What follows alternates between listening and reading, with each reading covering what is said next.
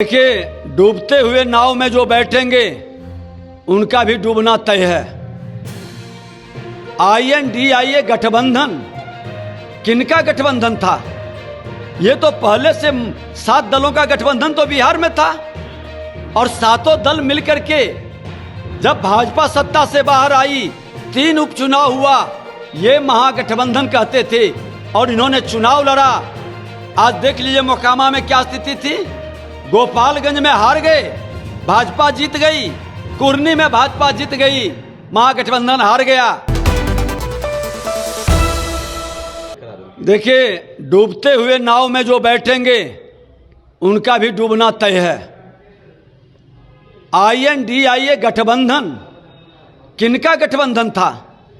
ये तो पहले से 7 दलों का गठबंधन तो बिहार में था और सातों दल मिलकर के जब भाजपा सत्ता से बाहर आई, 3 उपचुनाव हुआ, ये महागठबंधन कहते थे और इन्होंने चुनाव लड़ा। आज देख लीजिए मोकामा में क्या स्थिति थी।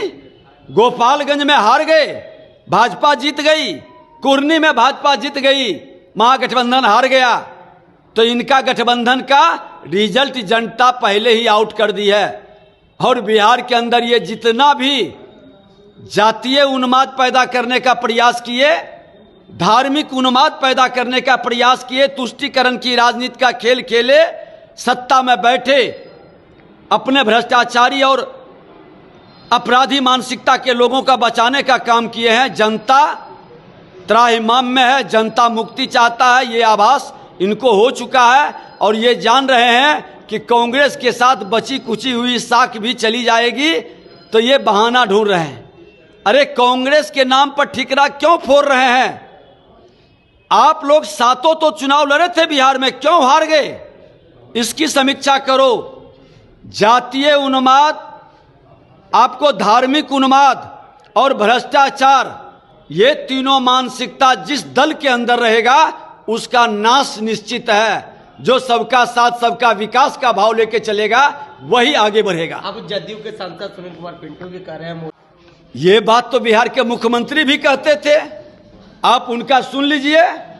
क्या कहते थे कि मोदी, उन्होंने भाषण में कई बार कहा कि मोदी है तो मुमकिन है, लेकिन आज अपने स्वार्थ महत्वाकांक्षा प्रधानमंत्री का सपना जिन लोगों ने जगाकर इनको बीमार कर दिया, लाचार और बेबस कर दिया, आज मुख्यमंत्री जी को आभास हो रहा है कि बड़ी गलती हमसे कराया गया।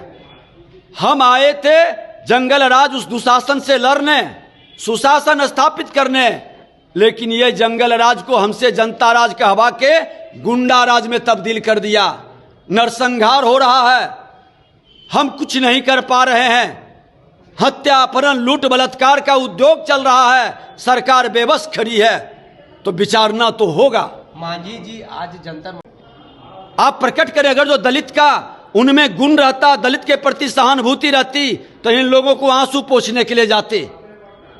दलितों के ऊपर अत्याचार हो रहे हैं, न्यायिक जांच कराते, लोगों को सजा देते, स्पीडी ट्रायल चला करके। एक जगह ये गए हैं क्या?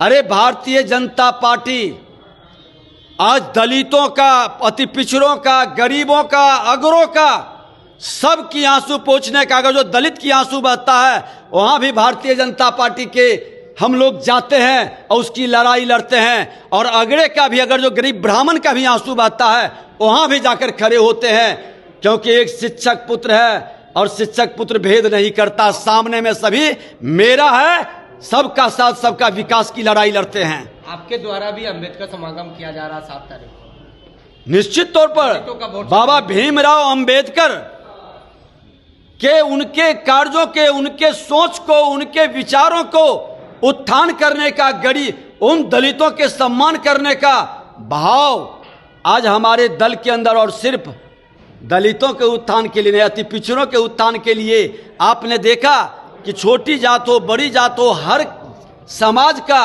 उनके महापुरुषों का हम लोग कार्यक्रम करते हैं। भाजपा वह समुद्र है जहां हर नदियां समाहित हो जाती है।